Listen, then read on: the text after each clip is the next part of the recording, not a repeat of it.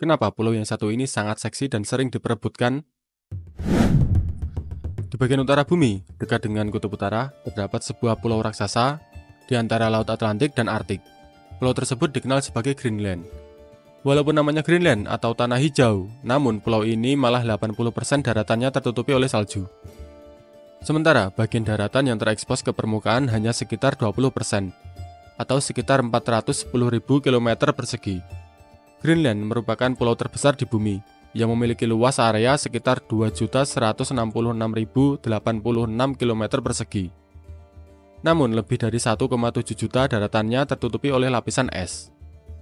Walaupun hanya sebuah pulau, namun luas wilayah Greenland masih lebih besar dibandingkan gabungan luas negara Portugal, Spanyol, Prancis, Belgia, Belanda, Jerman, Swiss, dan Italia. Secara administratif, Greenland merupakan milik negara Denmark. Walaupun jaraknya lebih dari 2.000 km.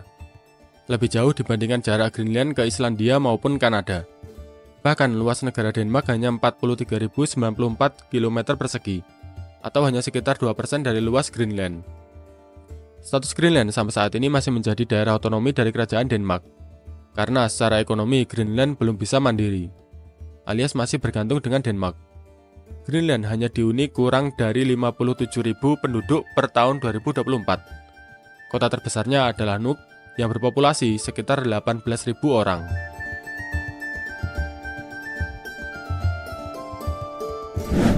Secara geopolitik, posisi Greenland tentu saja sangat seksi, karena berada di antara benua Eropa dan benua Amerika Utara.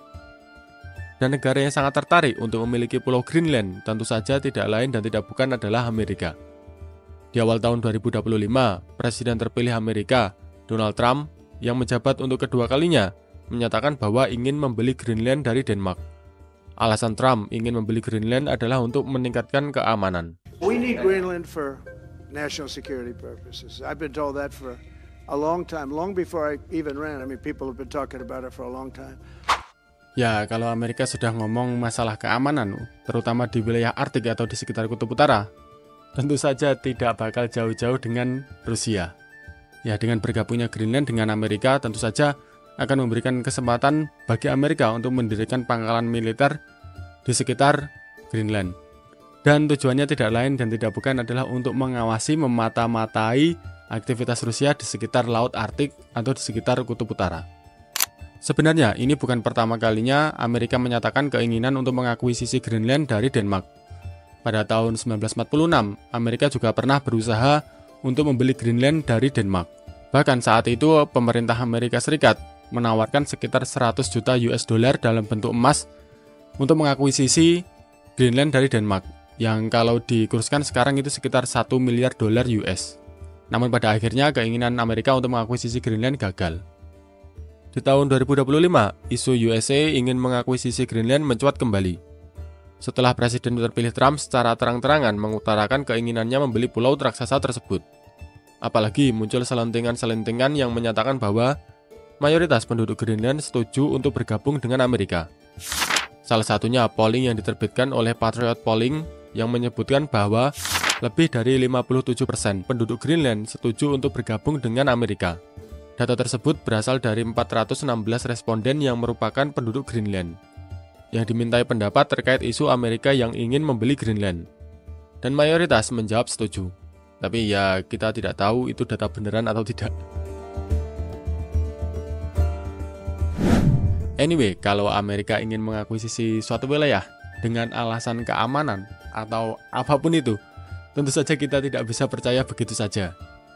Kita tidak bisa percaya bahwa Greenland is demokrasi. Greenland is demokrasi.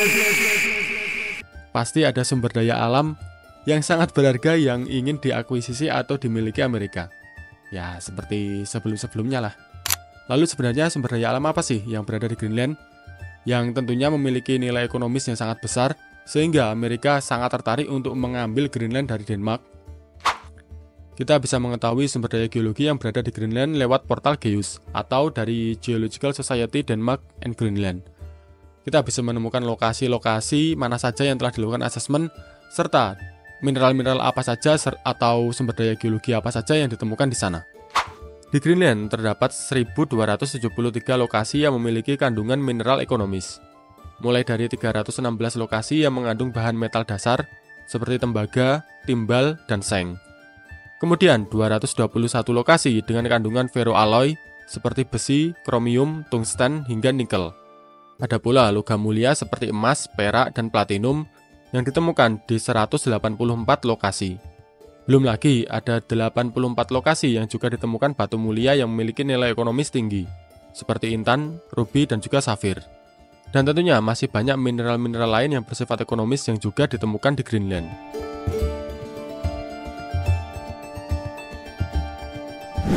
Berbicara mengenai rubi, rubi sendiri merupakan variasi dari mineral korundum yang memiliki kekerasan 9 dalam skala Mohs, atau tepat di bawah kekerasan intan. Di Greenland sendiri, terdapat satu lokasi yang sudah sangat terkenal sebagai penghasil batu mulia rubi, yang berada di barat daya Pulau Greenland.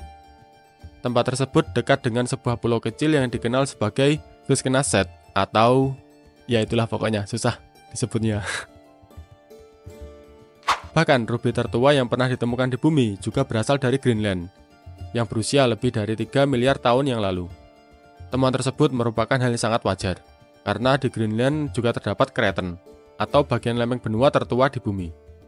Penemuan rubi di Greenland pertama kali terjadi pada tahun 1966 di Fiskenaset oleh Badan Geologi Denmark dan Greenland.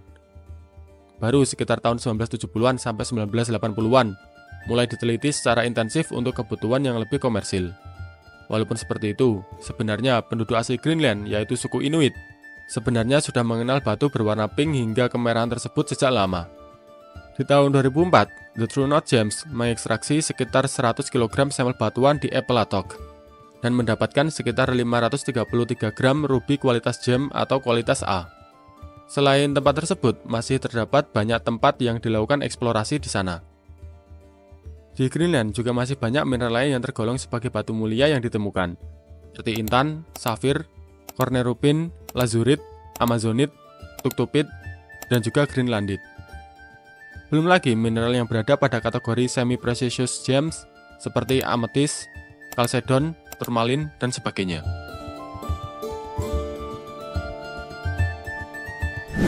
Selain beberapa sumber daya geologi yang sudah kita sebutkan, sebenarnya masih ada 2 sumber daya alam yang mungkin di zaman sekarang malah sangat bernilai dan lebih dibutuhkan dibandingkan sumber daya alam yang kita sebutkan sebelumnya. 2 sumber daya alam tersebut adalah rare earth elements atau unsur tanah jarang serta uranium. Di bagian selatan Greenland, khususnya di Kvenevia, diklaim memiliki deposit unsur tanah jarang terbesar kedua di dunia, serta memiliki endapan uranium terbesar ke-6 di dunia. Pada tahun 2015, wilayah tersebut dibuka untuk pertambangan unsur tanah jarang pada skala besar. Dan yang mendapatkan izin untuk melakukan eksploitasi unsur tanah jarang dan juga uranium di sana adalah perusahaan Greenland Minerals and Energy. Namun pada tahun 2021 terjadi pergejolakan dari penduduk Greenland yang tinggal di dekat lokasi pertambangan. Sebagian penduduk mulai menolak adanya aktivitas pertambangan di sana karena takut adanya efek radioaktif dari pertambangan uranium. Kebutuhan unsur tanah jarang saat ini sudah menjadi hal yang sangat krusial, terutama untuk industri barang elektronik seperti handphone, laptop, mobil listrik, dan sejenisnya. Bukan tidak mungkin handphone yang kita gunakan saat ini, sebagian komponennya menggunakan unsur tanah jarang yang ditambang dari Greenland. Sementara itu, uranium sendiri merupakan bahan bakar nuklir, yang bisa dimanfaatkan untuk membuat power plant serta bom nuklir. Sebenarnya, nuklir sendiri bisa dikategorikan sebagai clean energy, karena menghasilkan gas karbon yang sangat rendah.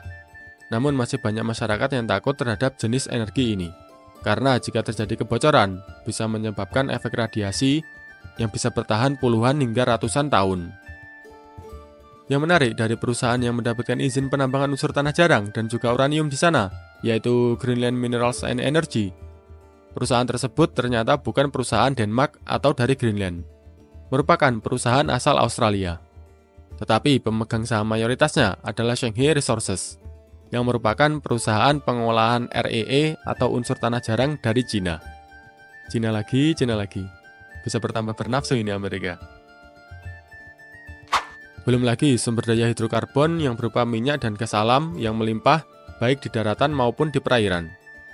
Bahkan menurut WWF, wilayah Arktik atau di sekitar Kutub Utara menyumbang sekitar 10% minyak bumi dan 22% gas alam dari pertambangan onshore. Selain itu, diperkirakan masih terdapat 22% cadangan minyak bumi dan gas alam yang belum ditemukan di sana.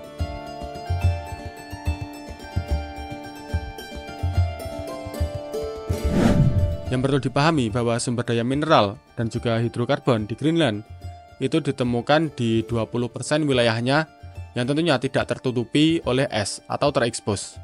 Dan itu pun belum semuanya, apalagi di 80% daratannya yang masih tertutupi oleh lapisan es. Kita tidak pernah tahu seberapa besar sumber daya mineral, hidrokarbon, atau apapun itu yang berada di bawah lapisan es di Greenland. Jadi ya wajar kalau Amerika sangat bernafsu untuk menguasai Greenland.